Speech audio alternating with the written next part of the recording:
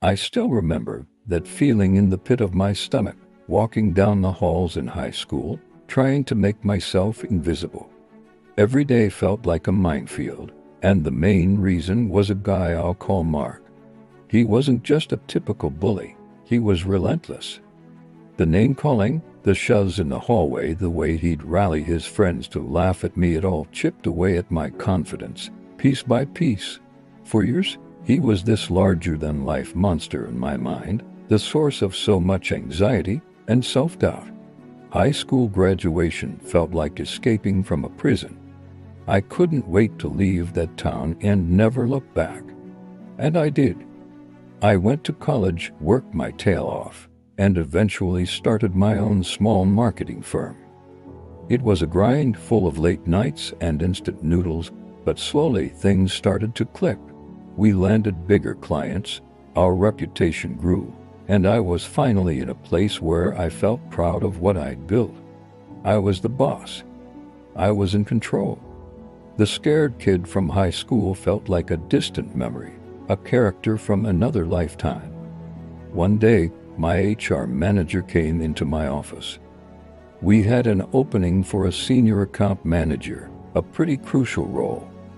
She told me she had a promising candidate she wanted me to interview. She handed me the resume, and my heart just stopped. The name at the top was Mark. It couldn't be him, right? But the resume details matched up: same hometowns, same high school, same graduation year. A cold wave of dread washed over me. All those old feelings came rushing back. The fear, the humiliation. My first instinct was to just say no.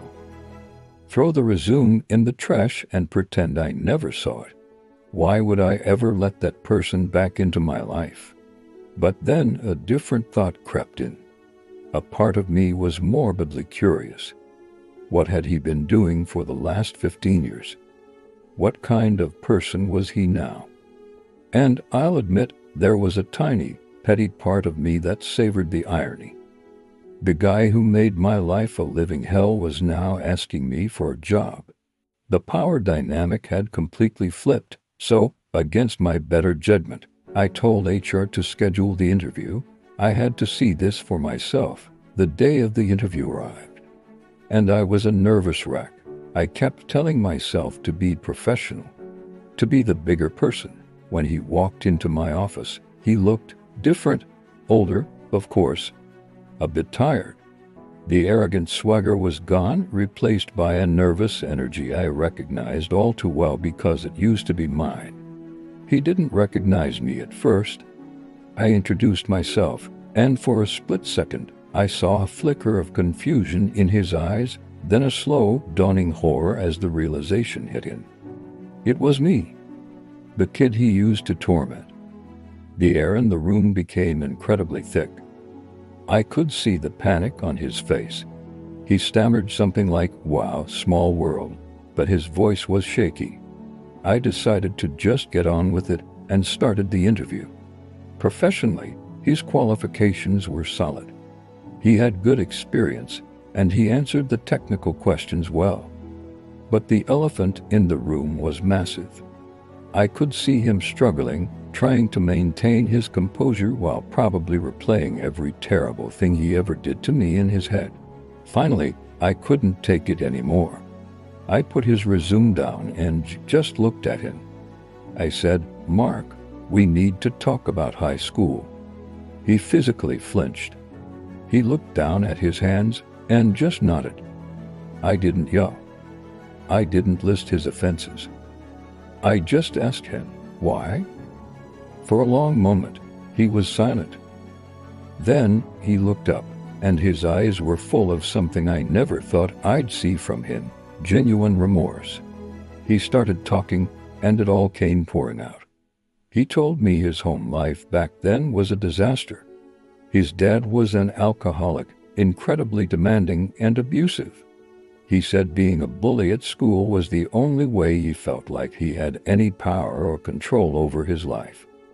Making others feel small was a twisted way of making himself feel big, a way to escape the powerlessness he felt at home. He said he was a stupid, angry kid who took his own misery out on others, and that I was often an easy target. He didn't ask for forgiveness. He just said he was deeply, deeply sorry. He said he'd been ashamed of the person he was for a long time. Hearing his story didn't magically erase the years of hurt, but it did change something. It humanized him. He wasn't the monster from my memories anymore. He was just a guy who was once a deeply unhappy kid who made terrible choices and hurt people as a result. He was flawed, just like everyone else. We sat in silence for another minute after he finished. Then I told him the interview was over and that we'd be in touch. He left my office looking like he was carrying the weight of the world on his shoulders. I spent the next few days thinking. My head was a mess. Part of me still wanted to say no to get that little piece of revenge I thought I wanted. But the other part of me, the part that had listened to his apology, felt different. He was qualified for the job, and he was clearly a changed man. Was I going to let the actions of a teenager from 15 years ago dictate a major business decision today? Was I going to let my past hold me back from hiring the best candidate? In the end, I decided to take a chance. I called him and offered him the job. The relief in his voice was overwhelming. He just kept saying thank you over and over again. When he started, it was awkward at first. There was an unspoken understanding between us. But he threw himself into the work. He was professional, dedicated, and one of the hardest workers on my team.